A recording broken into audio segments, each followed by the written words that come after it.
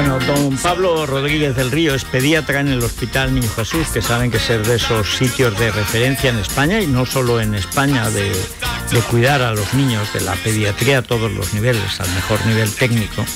Doctor, bienvenido. Buenos días, muchas gracias. Bueno, y vamos a hablar de algo que en general, pero especialmente ahora en la primavera, que la gente sale más, que los fines de semana, ahora viene otro puente acueducto, el del Día de la Madre, el 1 de mayo, todo esto, la gente sale mucho al campo y entonces en los niños se advierten dos cosas. Primero, las alergias y además los problemas de intolerancia alimentaria, que pueden ser problemas alérgicos, etcétera. Entonces, vamos primero por partes. ¿Cuántos niños tienen algún tipo de alergia o bien de intolerancia directa a algún tipo de alimentos ahora en España? Vale, bueno, buenos días, gracias por invitarme. Nosotros trabajamos en el Niño Jesús, somos 4 adjuntos y somos todos alergólogos. Lo digo un poco por situar. La especialidad de alergia te permite trabajar tanto con adultos como con niños, y la verdad es que la formación de los 4 años que tenemos es la que nos habilita para hacerlo, ¿no? Y los 4 hemos entrado en el Niño Jesús, un hospital pediátrico, pero bueno, pues estamos trabajando únicamente con niños, ¿no? El tema de las alergias y del creciente aumento de la prevalencia es algo que siempre se nos acaba preguntando en distintos foros, ¿no? Tanto en este foro un poco más elevado como desde mis compañeros, mis vecinos y, por supuesto, mis familiares.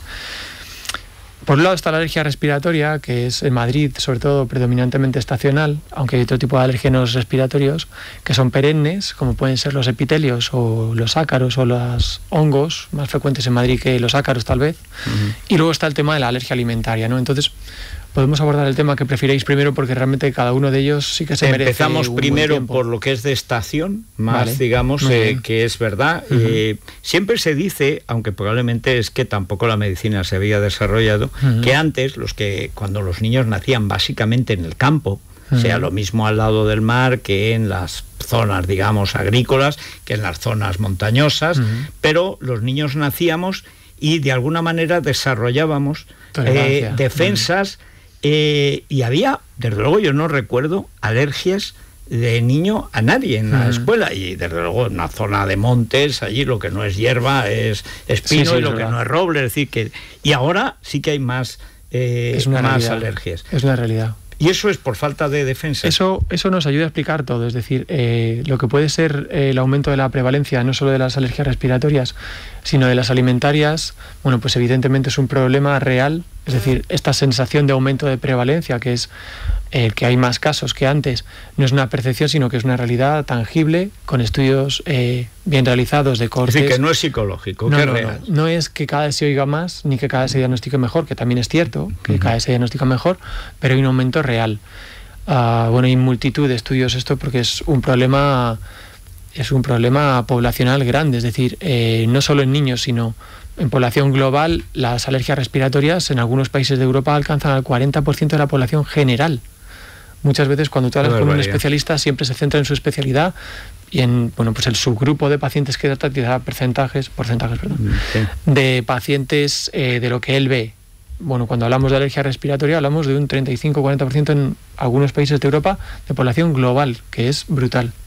Es decir, la implicación de esto es a nivel de asentismo, de costes sociosanitarios y de calidad de vida es altísima, ¿no? Entonces, realmente la alergia, que es una especialidad pues joven, con una representación menos importante que otras especialidades, lógicamente, pues es una especialidad que debe coger más peso en nuestra sociedad, porque realmente el impacto que tiene esta enfermedad es alto.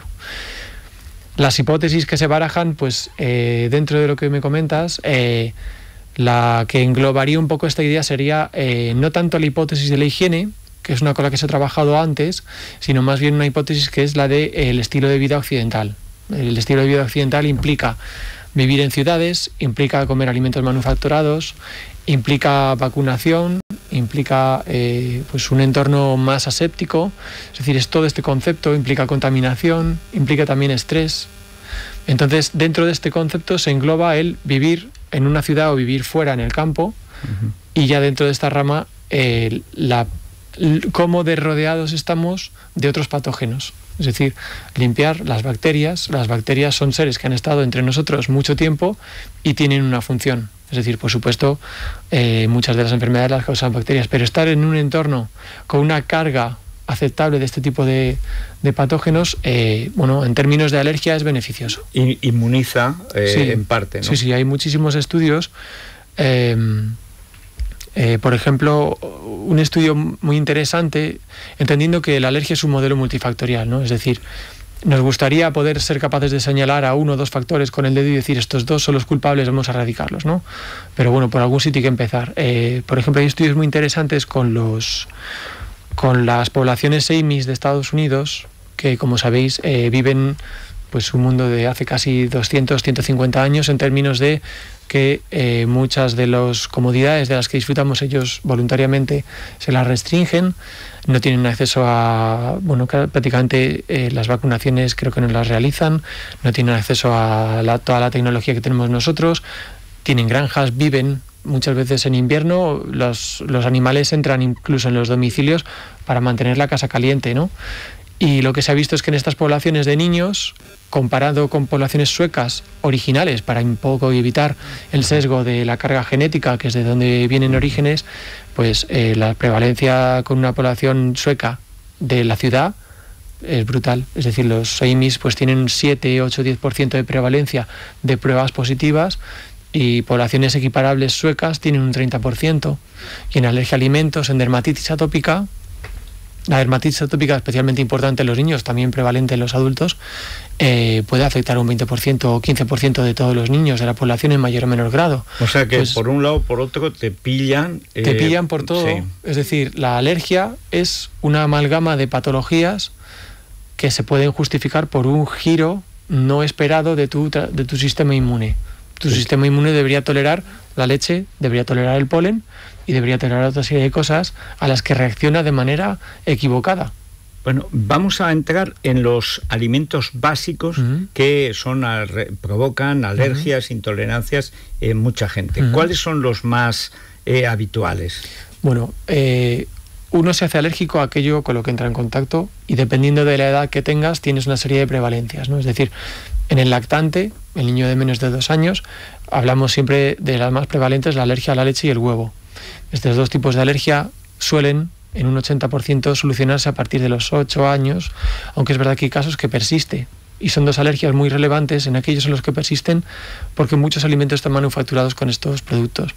Sí, y tienen algún elemento. Es decir, no es tanto... condiciona de por vida. Eso es, no es tanto el problema nutricional, que en niños con varias alergias sí también tiene una repercusión nutricional, sino el hándicap social que tiene, o sea, la carga de este alimento, ¿no? Y sí que hay ahora unas cuantas terapias que nosotros en nuestro hospital llevamos a cabo para intentar paliar o tratar este tipo de alergias persistentes, ¿no? Luego ya los niños más mayorcitos, y aunque esto está cambiando debido a pues las nuevas modas de introducción de alimentos distintos, en España es más importante el fruto seco probablemente a partir de los 2 años, a pesar de que no está recomendada su introducción a los 4 o 5. No es infrecuente que un niño de 2, 3 que ya puede comer le des un mazapán o le des un chocolate. Es decir, no es tanto el fruto seco per se, sino alimentos que una elaboración, ¿no? Exacto. Con la almendra, etcétera. Exacto. Sí, sobre todo en España es la almendra y la avellana. Frutos secos, legumbres menos, pescados a esa edad un poquito antes, porque el pescado se introduce antes, y luego ya en niños más mayorcitos pues vemos el marisco y las frutas, y ya en adultos pues sobre todo los alimentos que comemos con menos frecuencia. Es decir, si a mí un paciente me cuenta síntomas con un alimento y es un alimento de nuestra dieta común, pues me resultará más extraño que haya desarrollado alergia, porque si nosotros tomamos leche, huevo, trigo a diario, por ejemplo, es muy improbable, altísimamente improbable que desarrollemos alergia a estos alimentos. Los adultos nos hacemos alérgicos a alimentos que tomamos ocasionalmente. Pues por ejemplo el melocotón es de las frutas que más alergia da en nuestro país, y en países del área mediterránea, la pelusa. La pelusa, hombre, más que la pelusa, la piel, que es la piel. Sí, claro. Ahí es donde se encuentra una proteína, que es la LTP, que es una proteína muy, muy, muy relevante, y que puede producir no solo alergia al melocotón, sino a otras fuentes. Y ya fuera de las frutas, pues mariscos y frutos secos, porque son tal vez 3 grupos de alimentos que tomemos con muy poca frecuencia. Algunos son fáciles de evitar, por ejemplo el caso de la almendra, de los frutos secos, si lo tienes en la cabeza, si ya te lo sabes, claro. Hasta que te pones. Claro. Es decir, es cierto que es fácil evitar, pero quien no tiene alergia no sabe hasta qué punto puede llegar a ser molesto el tener una alergia. Es decir, para un adulto no tomar almendras, por supuesto, Es decir, no hay nada más fácil. Pero empieza a comprar desayunos que sepas que te garanticen que no lo tengan. Empieza a comprar ve a un restaurante a comer. Es decir, si eres alérgico a almendras, es probable que tengas alergia a otros frutos secos.